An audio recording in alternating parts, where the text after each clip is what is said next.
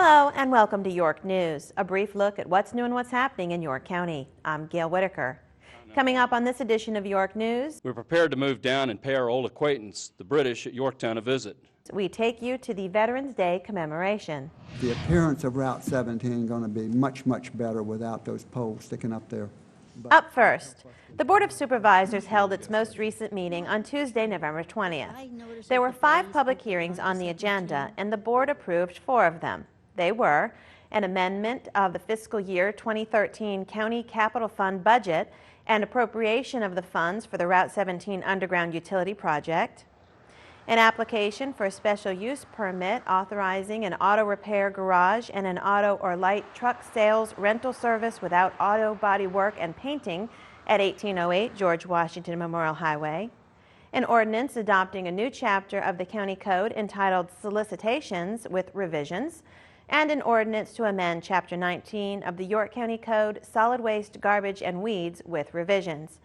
The board tabled an ordinance to delete York County Code 16-8 to eliminate the fingerprinting requirement for a concealed handgun permit and to amend York County Code 16-8 relating to state code exemptions. The board approved all items on the consent calendar, including minutes of a previous meeting, a commendation of a retiring employee, a public sewer extension agreement, the selection of Employee of the Quarter, an agreement for the Peninsula Regional Animal Shelter, authorization for renewal of ambulance billing services, an agreement for a regional business incubator, and the VIPSA compost facility lease and operating agreement. Under new business, the board approved the acquisition of land on Main Street in historic Yorktown and a parcel at the intersection of Route 17 and Alexander Hamilton Boulevard. The next meeting of the Board of Supervisors is scheduled for Tuesday, December 4th at 6 p.m. in the East Room of York Hall.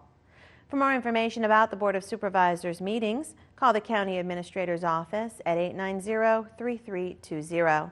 The Board's complete agenda, including all supporting materials, is also available on the county's website at www.yorkcounty.gov. Board of Supervisors meetings are retelecast on WYCG TV on Wednesday, Thursday, and Friday at 11 a.m., 7 p.m., and 11 p.m., and Saturday and Sunday at 3 p.m. Programs scheduled for 6 p.m. on the board's meeting dates will be preempted by the live meeting. Is that if we do not do something to support our transportation funding, we're going to be in a problem. We will be in a real serious problem. In fact, they're already in funding. Meetings are also available both live and on demand on the web. WYCG TV programming on the web may be reached by logging on to the county's website and then selecting WYCG on the homepage. The Planning Commission is holding its next meeting on Wednesday, December 12th at 7 p.m. in the boardroom of York Hall. There are 3 applications on the agenda. Application UP 818-12 is a request for a special use permit to authorize a miniature golf course at 4301 George Washington Memorial Highway. The parcel is zoned general business and is designated general business in the comprehensive plan. Application UP 819-12 is a request for a special use permit to authorize art classes as a home occupation in a single-family detached home located at 103 Lorna Doone Drive.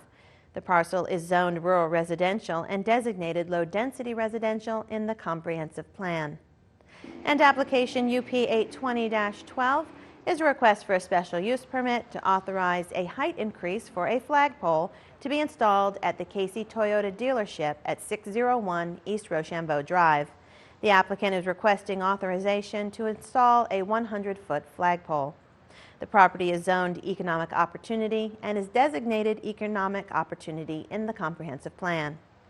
These applications are on file in the Planning Division office and may be viewed there. The office is located in the County Administration Center at 224 Ballard Street in historic Yorktown. For more information, call Planning at 890-3404. I doubt not, but their wish was not to have so many of us come at once, as their accommodations were rather scanty. Letters from War is the continuing theme of the annual Veterans Day ceremony held in historic Yorktown. The ceremony was held on Monday, November 12th in York Hall. The memorial began at 12 noon and included tolling of the bell, presentation of the colors, singing of the national anthem, Pledge of Allegiance, laying of honors, and taps. Special recognition of all veterans of our armed forces was a key item of the day. President Woodrow Wilson first proclaimed Armistice Day on November 11th, 1919. This year's guest speaker was Chief Warrant Officer 5, retired, Michael Gwynn, whose service to our nation included time spent in Grenada, the Persian Gulf, Somalia, Bosnia, Iraq, and Afghanistan. Our thanks to all of our veterans.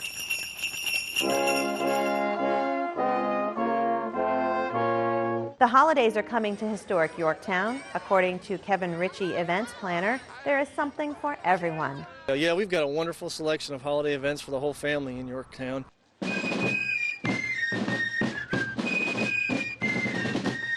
It's going to kick off on Friday, November 30th with the Christmas tree lighting, and that starts at 6:30. Folks can meet up at the Victory Monument and follow the fifes and drums down here to Yorktown, and we'll end up and we'll light the Christmas tree. So that kind of kicks off our whole holiday season. The next day, Saturday, December 1st, is the Christmas market on Main, which will be held on Main Street, and there's going to be a variety of market vendors up there with all sorts of arts and crafts, and Santa and Mrs. Claus will also be there. I like Legos. That evening, folks can come down here to the waterfront and watch the lighted boat parade. That event's been going on for many, many years, and folks come down and see the decorated boats go back and forth on the York River, and there'll be a bonfire and musical entertainment. Then we go from the lighted boat parade to Sunday, December 2nd. We have Cookies with Santa, which will be 1 to 4, and that'll be up in York Hall, and kids can go in there and sit on Santa's lap and talk about what they want for Christmas. After that, we'll go to Saturday, December 8th, which is Breakfast with Santa, and that'll be held in the Riverwalk restaurant down here in Riverwalk Landing. After that, we have the Saturday, December 15th, Yorktown Market Days, which is an extended market, 8 a.m. to 3 p.m. There'll be a variety of holiday wreaths, pines, flowering bulbs, all sorts of great food, holiday music. And then after that, at 1 o'clock, is the Toyland Parade, which is down here in Riverwalk Landing. Folks can dress up a wagon or stroller or their pet, and Santa and Mrs. Claus will be on hand to greet everybody. And we'll have the Polar Express, which will be chugging through Riverwalk Landing. For more information about the county's holiday events, please visit www.visityorktown.org or call 890-3500. York County's leaf collection program has begun. For the purpose of leaf collection, the county has been divided into 2 zones. The southern zone includes all homes south of Dare Road, including neighborhoods in the Tabb, Coventry, Kiln Creek, Brandywine, and Harwood's Mill areas. The northern zone includes all homes on and north of Dare Road, including neighborhoods along Wolf Trap Road, Goodwin Neck Road, and homes in Seaford, Marlbank, Edge Hill, Yorktown, and the entire Upper County.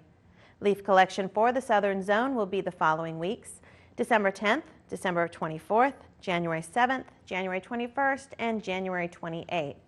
Leaf collection for the northern zone will be the following weeks: December 3rd, December 17th, December 31st, January 14th, and January 28th. Leaves must be in clear bags, and bags must be easy to handle by one person. Bags must be at the front roadside by 7 a.m. on the Monday of your collection week. Pickup will be completed by the end of the week. For more information, please call the Waste Management Center at 890-3780. New Quarter Park has moved to its winter schedule of weekends only. The park is open on Fridays from 10 a.m. to dusk and Saturdays and Sundays from 8 a.m. to dusk. The park's hiking trails, biking trails, disc golf course, picnic shelters, fields, courts, and scenic vistas are great places to enjoy the crisp fall and winter weekends. For more information about the park, call 890-3500. I can't believe that it's 21 years that this has been established. And on behalf of the Board of Supervisors, I have to tell you how proud we are of our senior center. And finally, the Senior Center of York celebrated its 21st anniversary on Friday, November 16th with an open house. Arts and crafts created by Senior Center patrons were featured, along with the Body Recall exercise program and a matinee idlers chorus barbershop quartet. The center has become a hot spot for many older residents in the county. We've got something to brag about. We've got the finest group of senior citizens on the whole peninsula, and we appreciate that. We know that it didn't just happen, and we didn't do it. You did it. The center was established in 1991 to serve as a central point for senior citizens aged 55 and up to participate in activities in York County. The center has a variety of educational and entertaining programs for York County seniors to enjoy in December.